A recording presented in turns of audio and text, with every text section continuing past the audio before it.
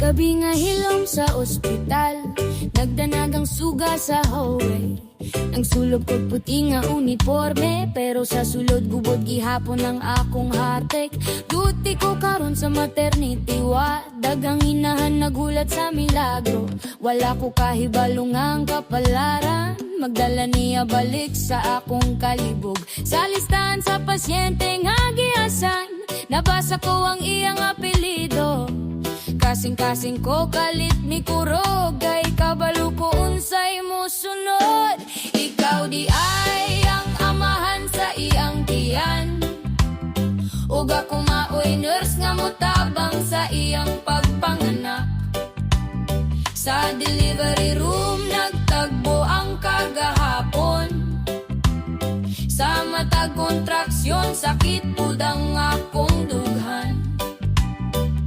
Nangisi ka samtang iyang kamuti mong gunitan, pareha sa una nga ako ang imong gihigugma. Giingnan ko akong kaugalingon nga professional lang, pero unsaon paglimot sa gugma nga wala pa na human.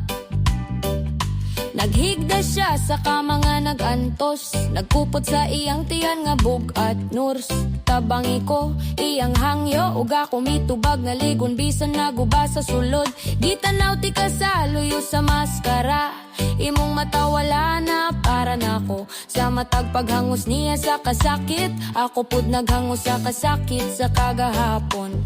Gisusi ko ang iyang vital signs, pero akong kaugalingon walay kalma. Ang tingog sa monitor murag musika nga nagbalik sa atong mga saad sunua.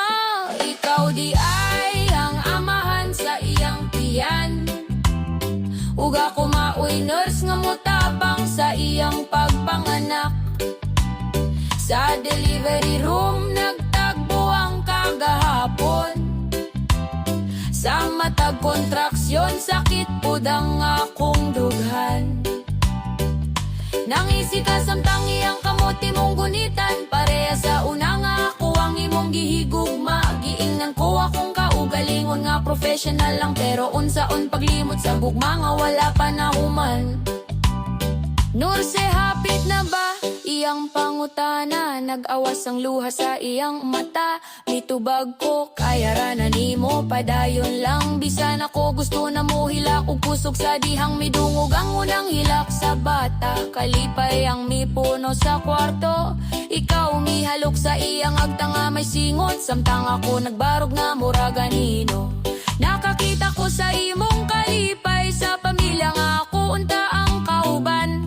Ang bata nga imong gikugos karon, dili ako ang inahan sa imong kaugmaon. Ikaw di ay ang amahan sa iyang anak, ug ako maoy saksi sa inyong sinugdanan.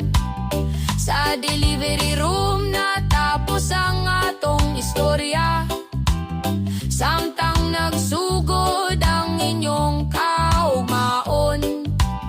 Gidala ko ang akong kasing-kasing sa locker room, gihubo ang uniforme nga puno sa handumanan. Nakaton ko nga dilitanan gugma, madala hangtod sa katapusan. Sa ospital daghang kinabuhi nagsugod, pero usahay dito pud natapos ang gugma. Ako usa ka nurse nga nagalagad sa uban, bisan ang akong kaugalingon wala pa ka move on. Ug sa matag hilak sa bag-ong natawo, magampo ko nga maabot pud ang adlaw nga ang akong kasing-kasing mga anak ug bag-ong paglaom.